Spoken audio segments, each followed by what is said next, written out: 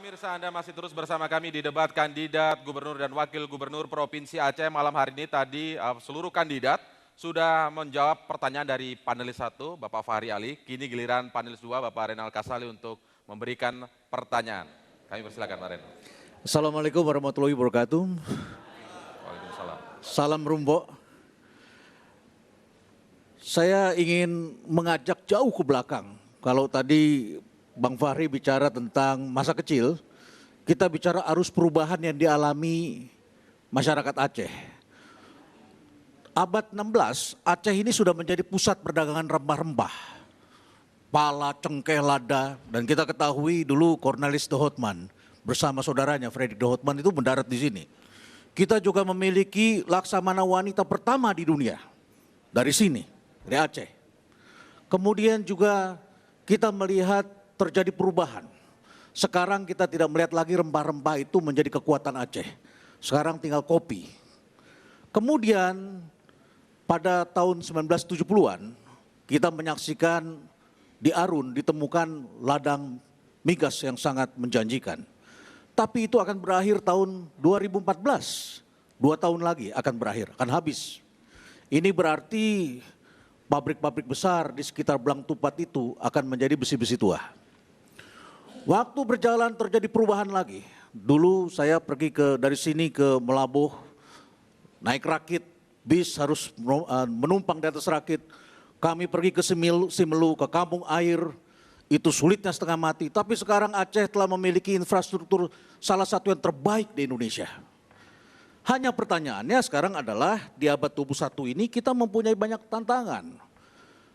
Tenaga kerja, lapangan pekerjaan kita saksikan. Sebagian besar masyarakat Aceh lebih tertantang atau hanya tersedia lapangan pekerjaan sebagai PNS.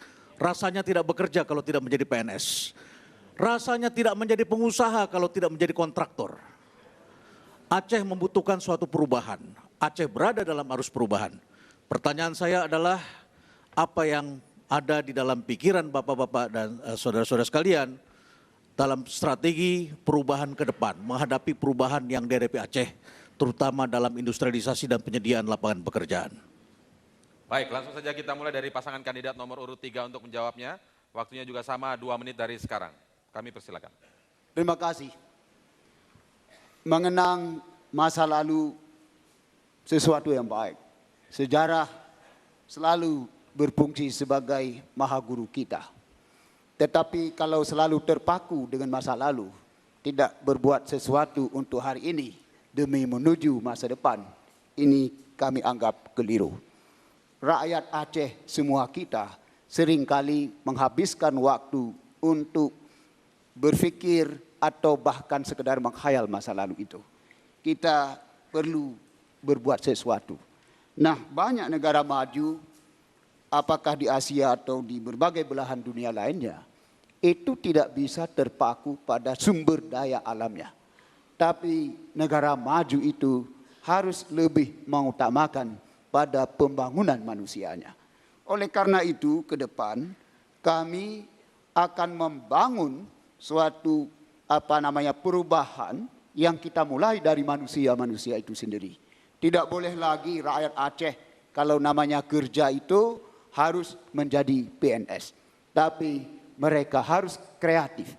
Membangun kreativitas yang seperti inilah kita harus mulai dari manusia-manusia itu sendiri. Kami memiliki perspektif dan apa yang sering saya sebut systemic approach of development untuk membawa perubahan bagi Aceh yang kita idamkan itu. Perubahan itu apa? Kita dapat menciptakan nilai tambah, value added dari apa yang kita telah miliki dari manusia itu. Dan bukan semata-mata bergantung atau tergantung pada sumber daya alam sebagaimana yang kita lihat pada masa lalu itu. Dan pengalaman Arun sekarang sudah jadi kota hantu, ghost town. Baik, hendaknya ke depan habis kami persilakan langsung kepada pasangan kandidat nomor urut 4 untuk memberikan jawaban dari pertanyaan yang sama. 2 menit dari sekarang. Terima kasih. Terkait perekonomian dan lapangan kerja, pengangguran secara khusus di Aceh selama ini terjadi penurunan. Tetapi ada hal yang harus kita rubah dan selama menjadi wakil gubernur saya berhasil menerobos seperti peraturan pemerintah Sabang yang susah sekali ditandatangani oleh pemerintah pusat.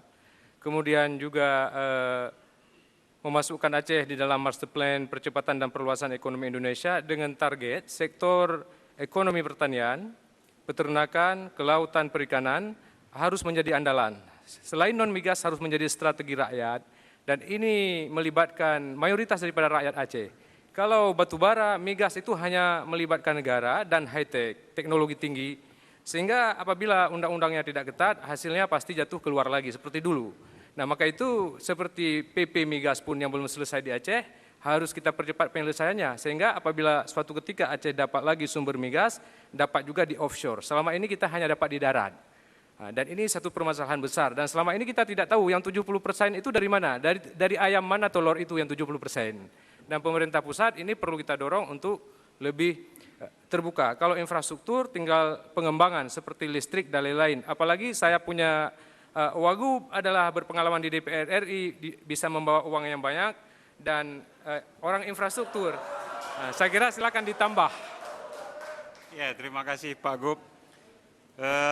Yang pasti saya akan mewujudkan perdamaian antara gubernur dengan Wagub dulu. Jadi kalau belum dikasih kesempatan saya bersabar. Baik, masalah ekonomi konteks yang Pak Renak Kasali katakan, saya ingin membumi saja. Regulator tidak boleh jadi operator. Pemerintah tidak boleh bermain. Pemerintah adalah wasit, maka untuk itu kita harus mencetak sebanyak-banyaknya saudagar. Sehingga pemerintah cukup jadi regulator. Ya, baik, waktu Anda sudah habis. Langsung saja kami persilakan kepada pasangan kandidat nomor urut 5 untuk memulai atau memberikan jawabannya. 2 menit dari sekarang. Wakil. Saya ingin menyatakan di sini yang bahwasanya implementasi MOU Undang-Undang PA ditimbulkan dengan segera mungkin. Ini Aceh sudah bisa berdiri sendiri di atas kaki sendiri di segala lini. Kalau itu tidak beres, itu tidak ada semua itu.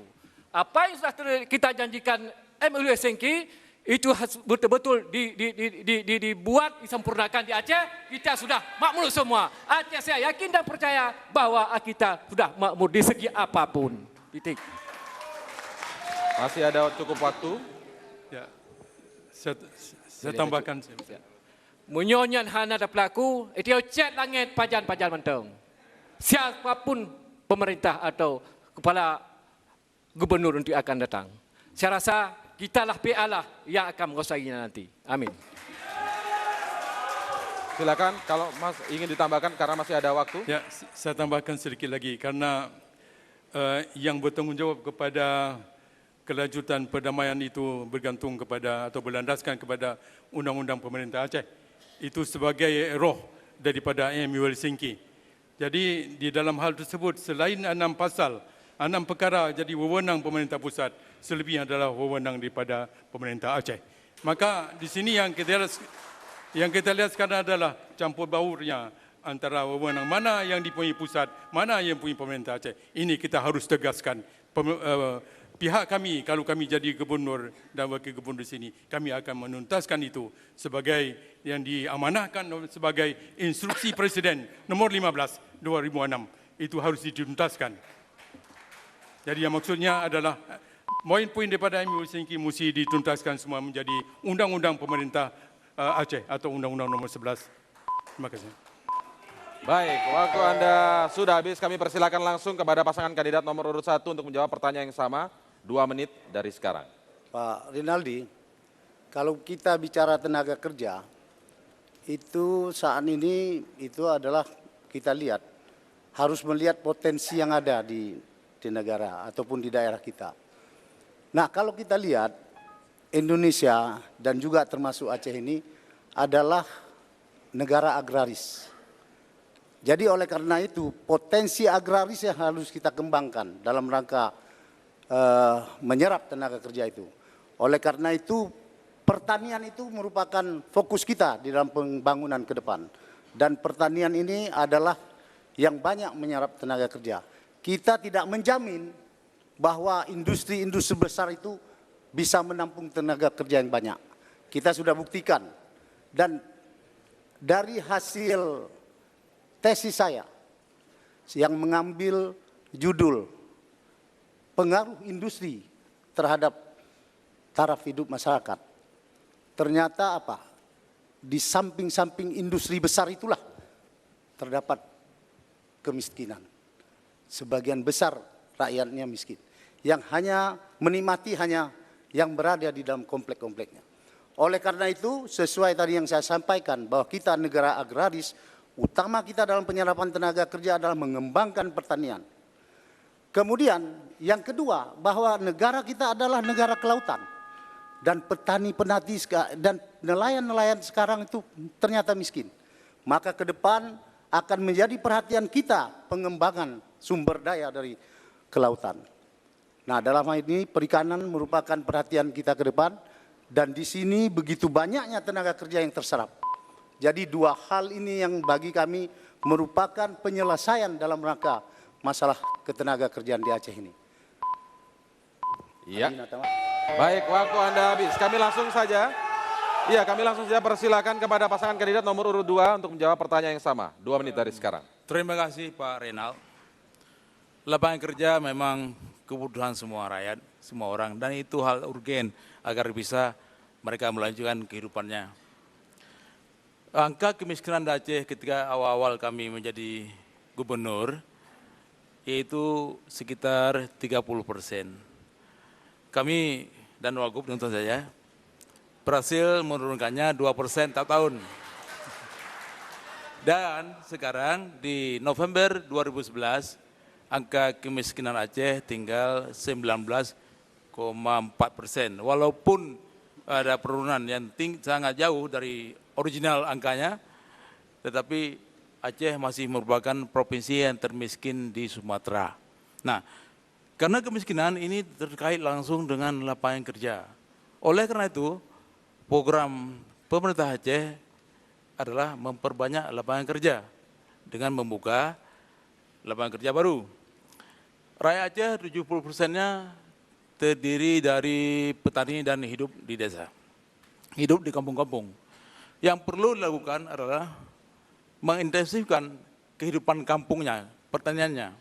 Nah, lalu di sini yang perlu dilakukan adalah yang pertama membantu masyarakat untuk bisa melakukan usaha tani di bidangnya atau juga melakukan yang hidup di tepi pantai tentu kegiatannya di bidang perikanan. Nah, apa yang harus dilakukan pemerintah Aceh adalah membuka akses masyarakat kepada modal. Kemudian membuka sentra-sentra produksi dengan membangun infrastruktur. Dan ketiga, mencari pasar. Dan keempat, membuka industri yang terkait dengan bidang pertanian. Baik, waktu Anda habis, tapi kita berikan aplaus untuk seluruh kandidat malam hari ini. Sebelum kita break, saya ingin bertanya kepada Anda, apakah Anda sudah punya gambaran calon mana yang paling layak untuk Anda pilih pada 9 April nanti? Calon yang mana, jawaban yang mana yang paling real untuk Anda semua masyarakat Aceh? Masih ada satu panelis lagi yang akan bertanya. Kami harus break terlebih dahulu, pemirsa tetaplah bersama kami di debat kandidat Gubernur dan Wakil Gubernur Provinsi Aceh.